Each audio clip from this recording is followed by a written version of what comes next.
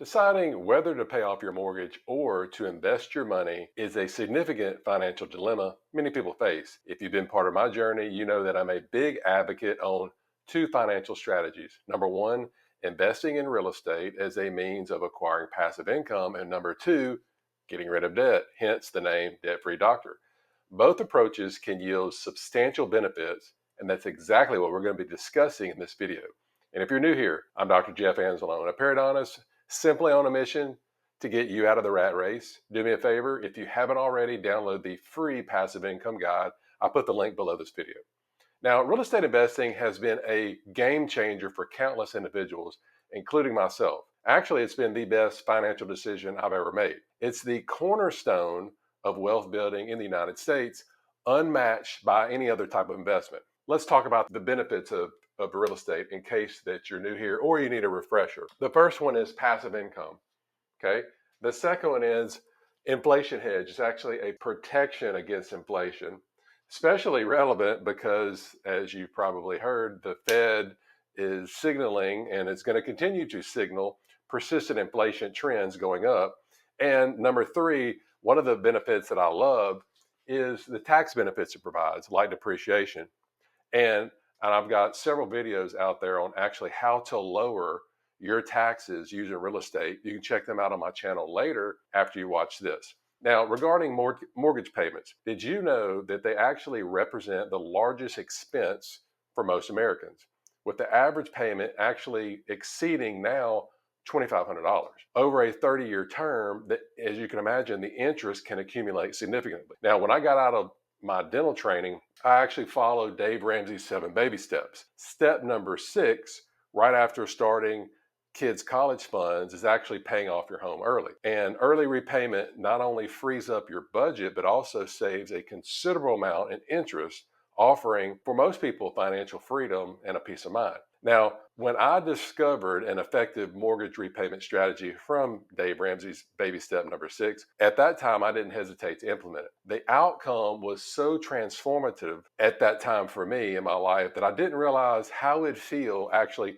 coming home from work, pulling into your driveway, knowing what it takes most people 30 years or longer to pay for, that we had actually done it in only 7 years on that first home that we bought. Now, what should you do if you're trying to figure out, should you pay off your mortgage early, or should you invest that money in something like real estate instead? That's the $1 million question. Now, again, I'm not a financial advisor, and I cannot make this decision for you. And I think that's where most people get things wrong from these financial gurus that are out there on the internet. You know, maybe they'll just listen to one thing that they'll say, like they'll just listen to Dave Ramsey. They'll just listen to Grant Cardone. They'll just listen to Susie Orman or Robert Kiyosaki or whatever, and then they won't do anything else. Or they'll listen to them and they think that they should do everything that they say. And that's really not the case.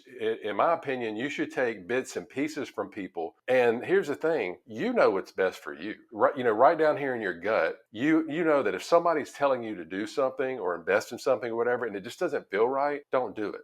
Because, I mean, you're not like me and I'm not like you. I know what's best for me and you know what's best for you. So keep that in mind whenever you're listening to stuff like this, okay? So let's go through these things to maybe help you figure out, should you pay off your home early or should you invest in real estate? Now, the first thing is you have to consider you're not making money, and this is very important, work for you, okay? It's important to recognize that although paying off debts has its advantages, this strategy doesn't actively grow your money. So if you're paying off your mortgage early, it doesn't actively grow your money. Essentially, what you're doing is you're using a bunch of extra funds just to reduce a loan, which means all of your money is going straight where? All of your money is going straight to the bank. And on the other hand, you could potentially achieve better outcomes by investing in income generating assets, again, depending on your personal circumstance. So for example, imagine you have $50,000. Now, you could use this as a down payment on an income producing asset, like buying a rental property or investing in a syndication with my group. Alternatively, if you decide that $50,000 and you take it and you use it to pay down your mortgage, to pay down your loan, now what happens? You end up not owning any income generating assets. But again, you are reducing the debt. And ultimately, the decision is highly personal. That's why it's called personal finance. And it depends on what financial path you choose to take. Okay. Number two, you need to make sure that you take a look at what is your current mortgage rate. Okay. And I want you to consider it because you may be one of the ones that are benefiting from one of those historically low rates. Now, if your rate falls between, let's say, 3 and 4%, perhaps there's really no need to rush to paying it off. And such a low rate can be very, as you can imagine, advantageous. So you might just choose to maintain it as it is now. Again, it's your decision. However, realistically, think about it, the chances of securing a mortgage at such low rates again, 2, 3, 4%, are pretty much slim to none. And with the Federal Reserve acknowledging a period of higher inflation ahead and potential rate cuts this year, returning to those low rates seems pretty unlikely, probably unlikely in my lifetime. Maybe in my kids, but probably for me, because these rates were kept artificially low, contributing to the wonderful economic challenges that we face today here in America. Number three, and this is really important. This goes back to what I was just discussing with you regarding your personal situation, and that is risk tolerance. So consider how much, every month when you pay your mortgage or whatever, or if it's automatically deducted if you write a check or whatever, consider every time that money leaves your bank account, how much is it affecting your mental health? Some people can handle debt better than others because of their risk tolerance. But if the thought of your 30-year mortgage is causing you to have sleepless nights, if it's impacting your health, then probably for you, it's going to be wise to go ahead and prioritize paying it off. Okay, that's your decision. So for example, after graduating from dental school, I found myself in $300,000 of student loan debt. I had no debt before that, ever, okay? And then when I got out, my business partnership failed. We had the $300,000. We had a 2-month-old. We'd already bought a house. I mean, it felt to me like the world was just crumbling down.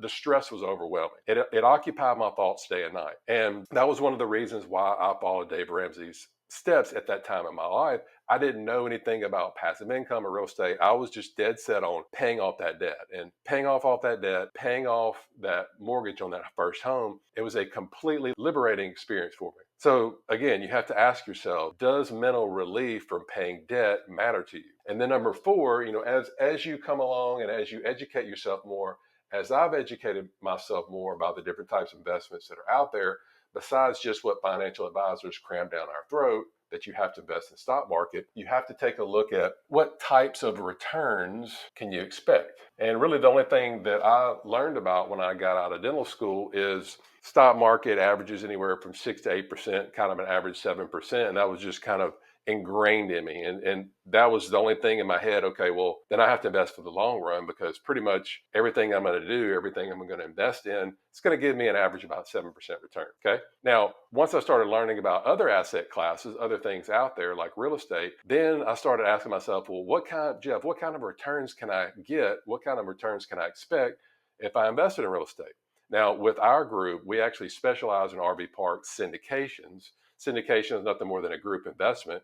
You put your money in and you put it in with other people in the group, and then the group gets payments every month or every quarter. And we offer these to members of our passive income group. If you're an accredited investor, which means you make $200,000 a year or more single, or you make $300,000 a year married, filing jointly, or you have $1 million net worth, not including your house. That's the definition of an accredited investor. The type of investments that we offer people, these syndications, are for accredited investors. So if you're an accredited investor and you're interested in joining and investing alongside of us, I'll put the link below this video as well. These types of investments that we offer, they typically have an internal rate of return, an IRR, of typically minimum 15% to 20+%, which, as you can see, it's a little bit better than your typical average 7% that you're going to get from an index fund, right? The cash flow from these properties, they're consistently providing a minimum IRR, internal rate of return, of 15%.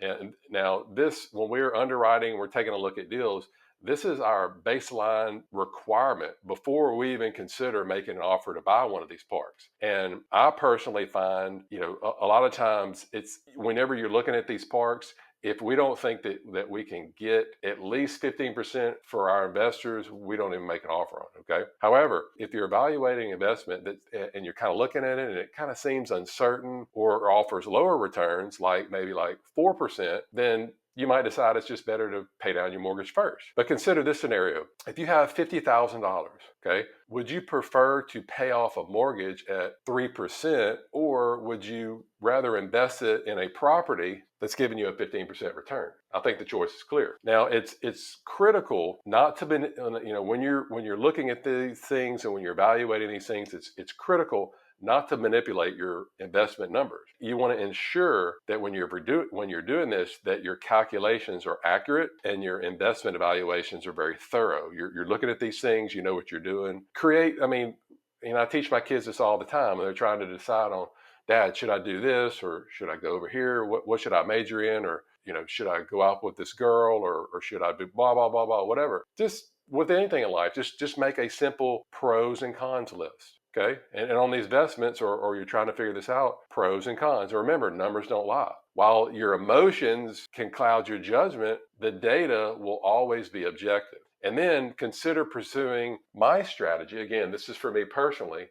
And what I'm doing is I'm investing, as you probably already know, I'm investing in real estate and plus increased debt payments on our home now. So I'm doing both. I'm paying down the home. I've speeded up my payments. I'm paying down more on the home. Plus, I'm also investing in real estate. Now, I adopted this strategy whenever I started investing in real estate because I saw the wonderful returns.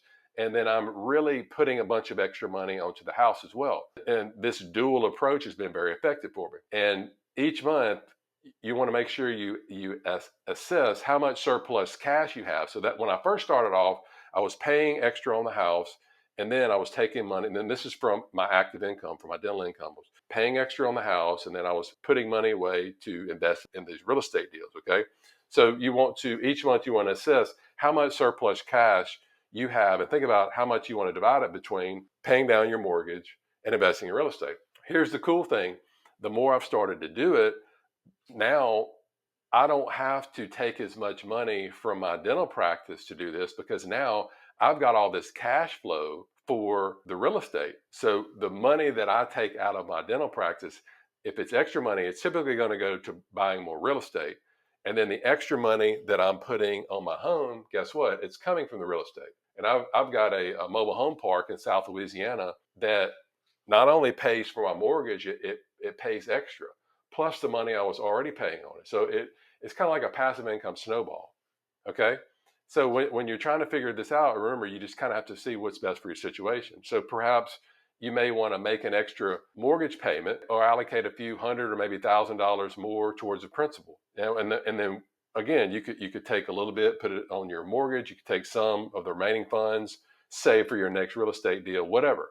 Now, if you're a doctor, if you're a dentist, if you're other high income professional, this strategy should really be doable. You should be able to do both. Pay extra on your mortgage and at the same time save for real estate.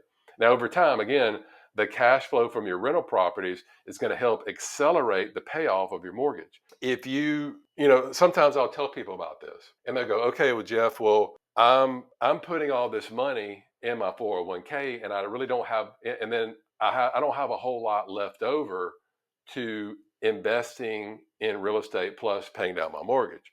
Again, you've got to figure out what's best for you. And most people that I talk to, they want to get to the point where work is optional as quickly as possible. So then I ask them this question: is investing in a 401k getting you to that point? Most of the time they say no. And I say, well, why are you doing it? And they can't answer that question because, again, we've just been brainwashed that we have to do it. And if you really want to get to the point where work is optional for you and you have a paid for home, this is my strategy. I'm not telling you to do it. I'm just telling you what I do. You do whatever you want.